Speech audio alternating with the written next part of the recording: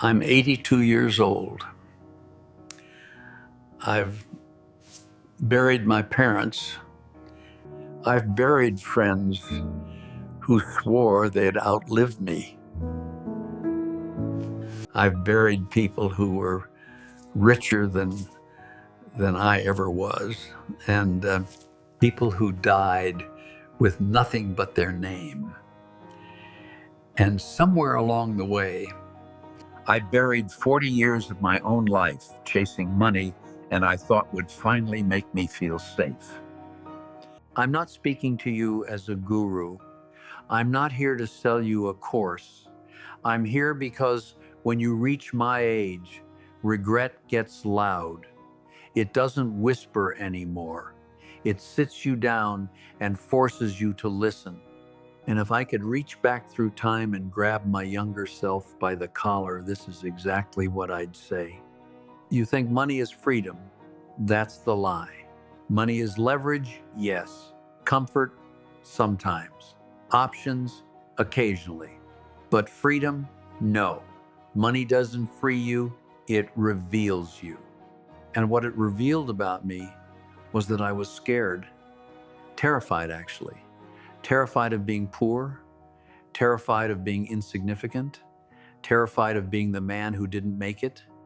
I grew up watching my father count coins at the kitchen table. That sound stays with you. The scrape of metal against wood, the quiet panic behind his eyes when bills came due. I made a vow right there as a boy that I would never live like that. I told myself money was security, money was dignity, money was love in another form. That vow shaped everything I did next. I worked harder than everyone around me, longer hours, fewer vacations. I said no to birthdays, no to dinners, no to weekends, always promising myself I'd make it up later.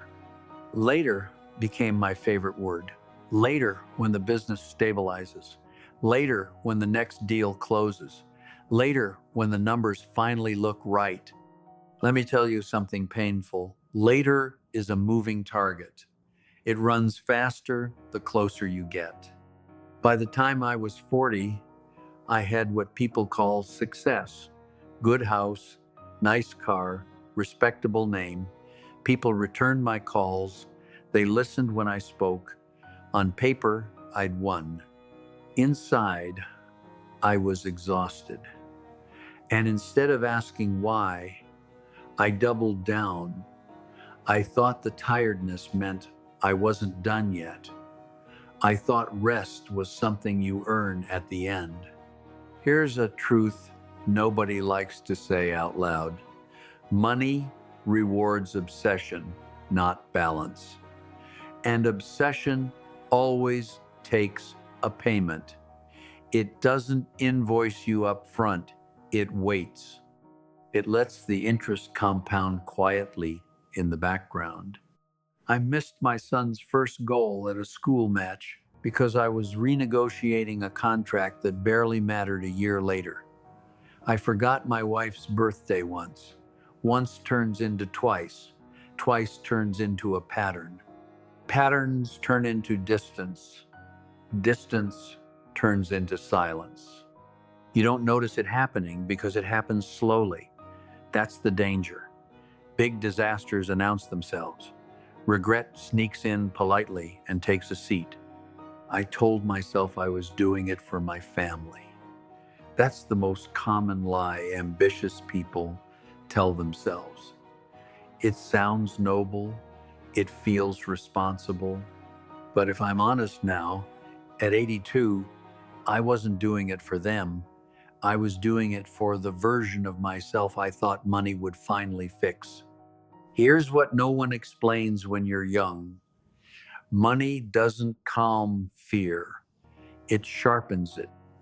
Once you have something, you become afraid of losing it. Once you hit a number, you start watching it like a hawk. Every market dip feels personal. Every slowdown feels like a threat to your identity. I slept worse after I became wealthy than I ever did when I was broke. Back then, I worried about survival. Later, I worried about status. Survival fear is brutal, but honest. Status fear is endless and humiliating. Let me tell you about Robert. He was 10 years younger than me. We worked in the same industry. Smart man, calculated, always planning his exit.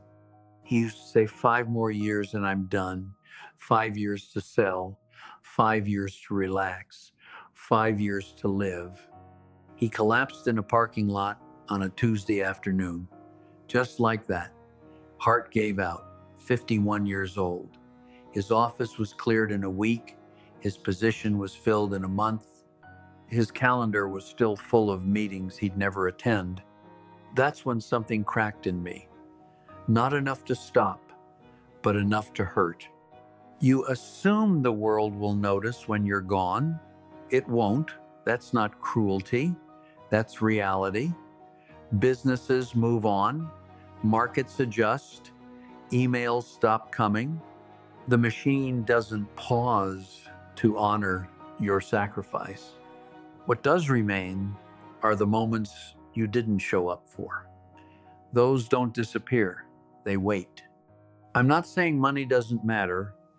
That's another lie, just dressed up prettier. Money matters. It keeps the lights on. It gives you choices. It can reduce certain kinds of suffering. But past a certain point, more money doesn't add peace. It adds noise.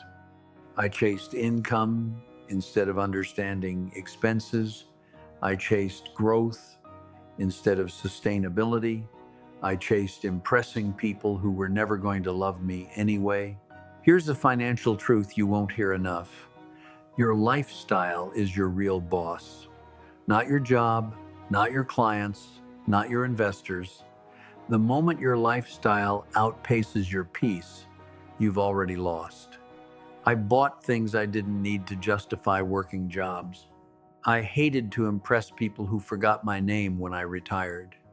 Now I live in a small place, quiet, simple. I own less than I ever have.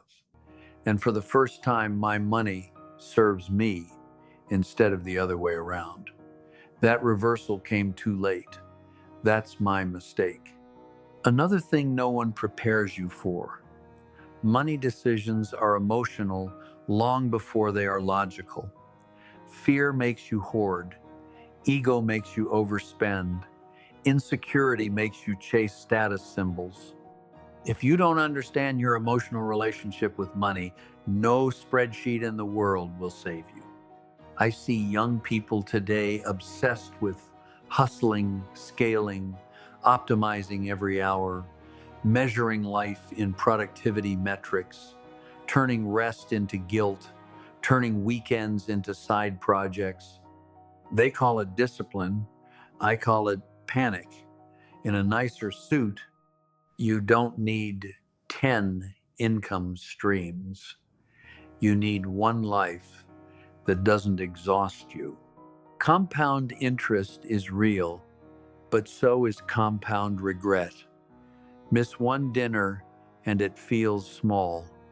Miss 50 and your children stop inviting you. That's how it works. Slowly, quietly.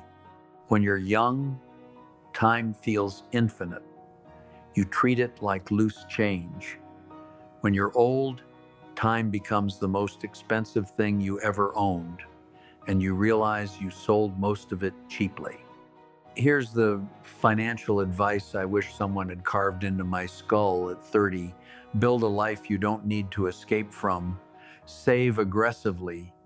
Yes. Invest consistently. Yes. But don't postpone living until some imaginary finish line.